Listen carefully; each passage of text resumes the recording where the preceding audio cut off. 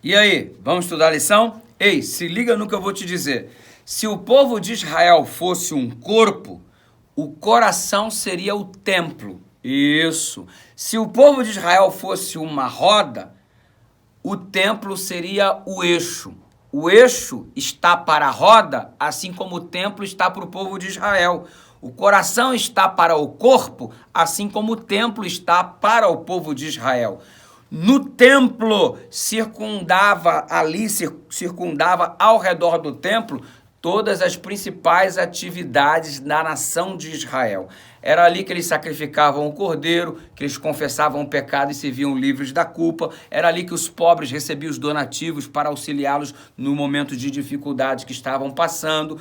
Tudo girava em torno do templo. Imagina o golpe super duro quando Nabucodonosor, em 605 a.C., invadiu lá, tomou conta, fez o cerco em Jerusalém, e as primeiras coisas que ele atacou, o primeiro alvo a ser atingido foi exatamente o templo, o coração do povo, levando os utensílios. Imagina que agressão, porque o templo era o símbolo da presença de Deus no meio do seu povo. É como se o inimigo estivesse arrancando a presença de Deus do meio de seus filhos.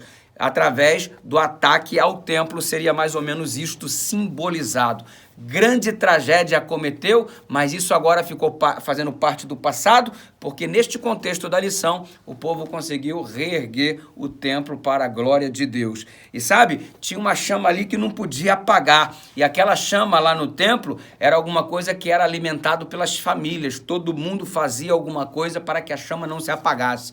Ei, a chama do evangelho não pode se apagar na tua casa. Significa que cada membro da família tem que contribuir de alguma forma para que essa chama não se apague. A chama do evangelho não pode se apagar na tua igreja. Significa que cada membro tem que fazer alguma coisa para que essa chama não desapareça. Nós temos uma parte, quando cada um de nós fazemos a nossa parte, significa que o corpo de Cristo, que é a sua igreja, está se movimentando. E aí então a chama do evangelho não se apaga. A luz não deixa de estar acesa.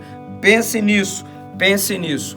E Deus pediu para que todos colaborassem com o funcionamento do templo, inclusive com os dízimos e as ofertas. Sabe o que isso significa? Nós somos responsáveis pela sustentação do templo e todo o serviço que este realiza junto com os seus sacerdotes, junto com esses levitas. Esse foi o plano de Deus estabelecido, que até hoje perdura, e somos nós os sustentadores da igreja do Senhor, a fim de que o evangelho leve a mensagem do Senhor a todo mundo em nossa geração. Pense nisso com carinho e continue sendo fiel, inclusive nos dízimos e nas ofertas, porque isso vai fazer com que a chama não se apague e que ela jamais se apague, jamais se apagará, em nome de Jesus Cristo. Vamos orar? Pai querido, obrigado pela chance que temos de ajudarmos no serviço do templo, da tua igreja nos dias de hoje, no sentido da chama do evangelho não se apagar e assim proclamarmos a mesma para todos os cantos da terra, em nome de Jesus, amém.